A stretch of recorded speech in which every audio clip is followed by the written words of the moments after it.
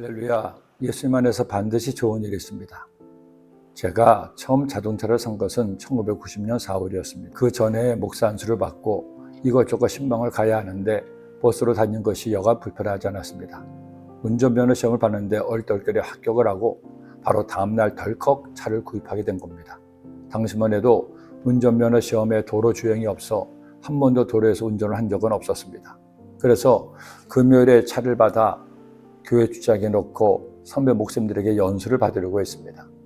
그런데 다음날 토요일 교회에 나가 주일 설교 준비를 하는데 집에서 연락이 왔습니다. 작은 아이가 아파트 내에서 차에 받쳐 병원에 입원을 했다는 겁니다.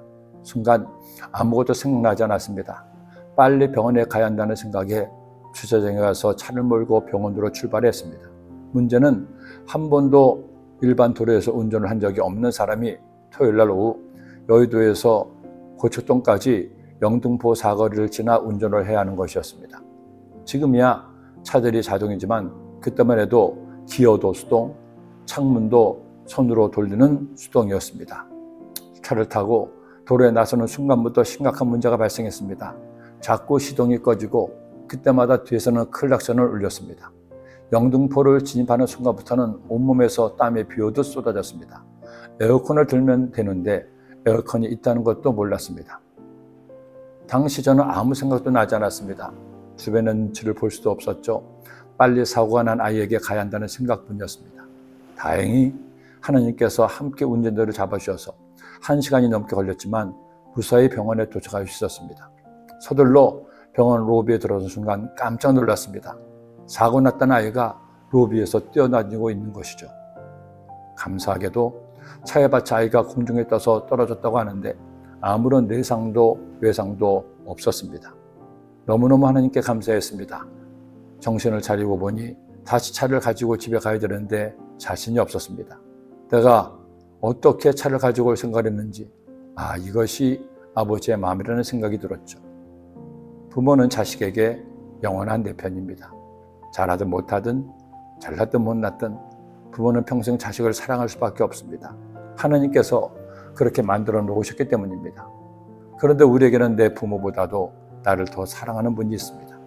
얼마나 나를 사랑하시는지 나를 대신해서 당신의 목숨마저 주신 분이죠. 바울은 그분만 생각하면 아무리 힘들어도 참을 수 있었습니다. 아무리 무서워도 이겨낼 수가 있었습니다. 그러게 그는 이렇게 고백했습니다. 누가 우리를 그리스도의 사랑에서 끊으리요? 환난이나 공고나 박해나 기근이나 적신이나 위험이나 칼이라. 기록된 바 우리가 종일 진로하여 죽임을 당하게 되며 도살당할 양같이 여김을 받은 나의 남부와 같으니라. 그러나 이 모든 일에 우리를 사랑하시는 이로 말미암아 우리가 넉넉히 이기느니라. 내 부모가 나를 사랑한다 해도 이런 예수님의 사랑에 비할 수 있을까요? 내가 내 자식을 정말 사랑한다지만 독생자마저 주신 하나님 아버지만 하겠습니다. 당신은, 나는, 우리는 그 사랑을 받은 것만으로도 영원히 행복한 사람입니다. 여러분의 두 손을 가슴에 모으고 고백합시다. 나는 예수님 때문에 행복한 사람입니다. 기도드립니다. 사랑의 주님, 우리 모두는 예수님 때문에 행복한 사람이 되었습니다. 예수님의 목숨을 건 사랑을 받아 그 사랑을 먹고 그 사랑의 힘으로 주님의 자녀 되었으니 얼마나 감사한지요. 이제는 우리도 주님을 사랑하며 살게 하여 주옵소서. 예수님의 이름으로 기도드립니다. 아멘.